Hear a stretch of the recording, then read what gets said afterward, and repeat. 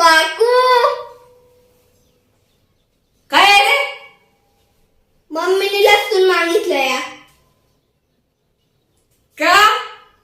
सकाळी तो बाबा बोंबलत होता 150 रुपये किलो लसूण, 150 रुपये किलो लसूण. तेव्हा का तुझ्या आईच्या कानात बोळ घातलं होतं वय? हा, मी घेतलेला लसूण तुझ्या आईने बघितला की लगेचच पोरग लावलं लसूण आणायला. द्या की एक कांडी. तू का घेतल्याशिवाय जाणार आहेस वय तेव्हा?